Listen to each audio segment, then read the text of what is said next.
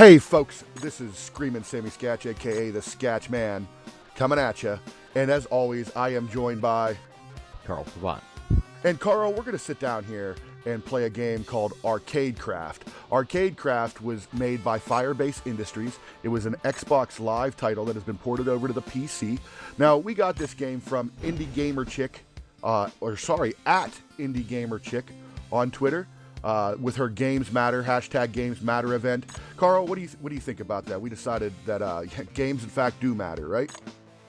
Absolutely, especially indie games. But yeah, this game is definitely interesting. And yeah, just to touch on it, it's cool to see people supporting the indie game scene like that.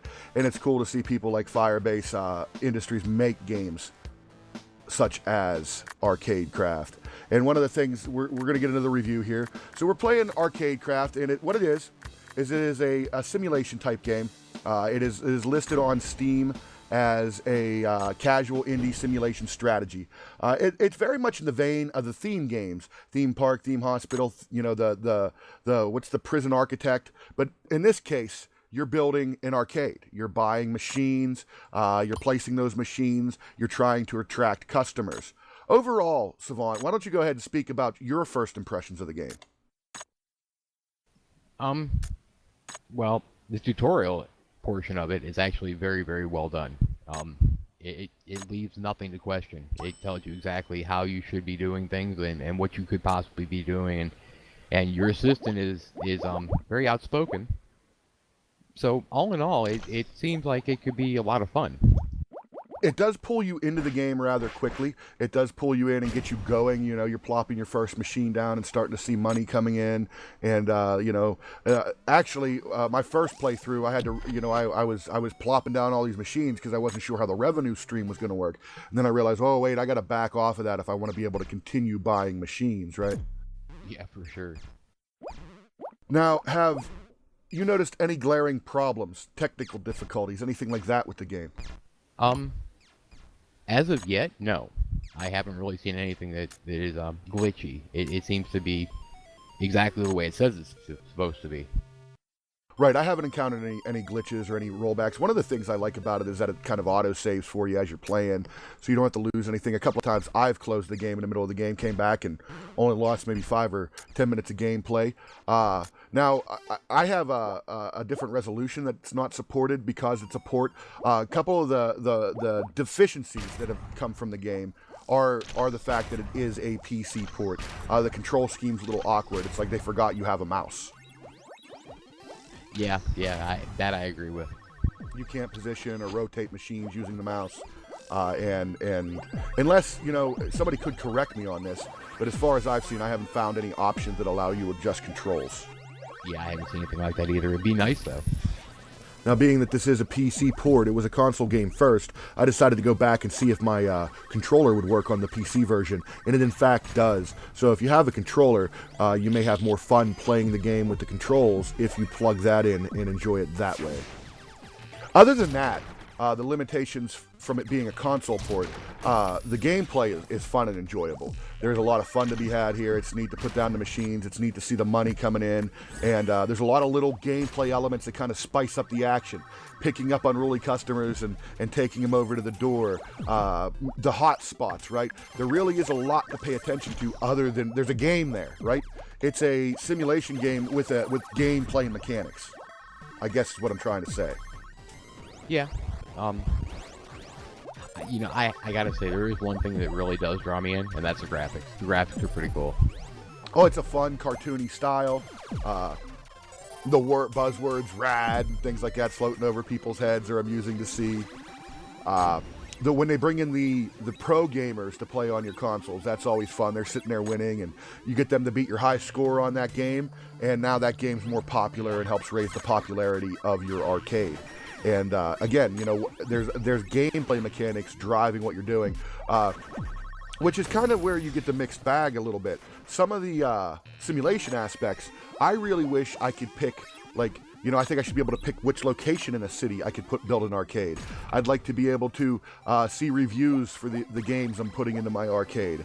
I'd like more metrics, more things to go by. I'd really like the simulation experience to be robust. And as I'm playing it, I'm like, well, if they did that, then I wouldn't be able to pay attention to where the sparkly sparks are on the floor and slam things down. And I mean, there's a real game aspect of it. I can see if you're sitting there playing with a controller in your hand, you're appreciating the fact that, you know, you have to be quick on the button to be able to move these machines and get another star to get the extra money, which is important to actually buying new machines. Yeah, and it goes quick. It goes real quick. The first couple of years in my arcade, it was real tight, waffling back and forth between buying machines and trying to maintain my arcade's popularity to a point where I was getting more and more income coming in. Not saying that it's overly difficult, just saying because of the nature of the game, you're doing more management of that, you know, star on the floor and paying attention to, you know, throwing unruly gamers out of here so they don't cost you money and things like that, than actually putting, you know, the excitement of getting new machines or customizing your arcade. And that's one thing, you know, I couldn't justify the expense of seasonal decorations and things of that nature for the little bit of popularity I might get for the cost they would give me, right? Which I felt was an aspect that I had to pass on. Yeah, but it's still early on. I mean, maybe somewhere down the line that would help, and it would add just maybe more graphics, and yes, the popularity will increase, that, which is great, but initially, to try and decorate this place, it'd be ignorant to do so.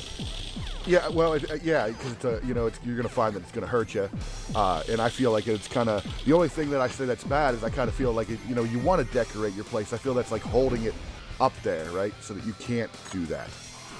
Yeah, it would be nice. Even just like a strip garland or something around, just to add some sort of color to it would be nice. But once again, that's the way real life works. You get stuff like this, and you have to start from scratch. So overall, though, I gotta say there is a fun factor to be had. The game's on Steam sale right now. Of course, that ends on October 20th, so probably pretty soon for anybody watching this vid.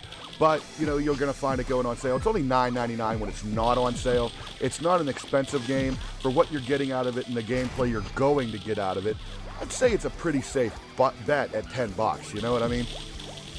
Yeah, if we hadn't gotten it to actually do some sort of review on, I would end up buying this. It's definitely worth the money. Yeah, especially if you're a fan of these types of games. If you're a fan of the... this is definitely, I feel, a throwback to the older theme games with the cartoony style. I'm very much reminded of like Theme Hospital and stuff, that it's cartoony, you know, and kind of fluffy, and you're just kind of managing all these things going on, not just building new stuff. There's some management and gameplay activities going on there, and I appreciate that. And there's definitely room to grow. I wish the developer well, and I hope you pick up Arcadecraft to help support them, because there's definitely fun to be had. It's a good time, you know, and it supports a developer who's going to be making more games like this, I hope. Any closing comments, Carl? Well, you said it pretty well. I will always support indie developers, whether I think it's a good game or not. They're the ones that work the hardest. They're the ones that are there for the gamers, and it's very evident. This game in particular, if you like to micromanage, this is your thing. I mean, it definitely goes to the micromanaging points. Oh, and I want to thank, again, at Indie Gamer Chick for the Games Matter events that she does. I hope to do a lot more of these. I know me and Carl are planning on pretty much, you know, going ahead and participating in these events and reviewing these games and getting the word about these indie games developers. So until next time, I'm Screamin' Sammy Skatch, and joined by Carl Savant. You can find us on Twitter at Sam Skatch, at Carl_Savant. Take it easy, folks. Keep gaming.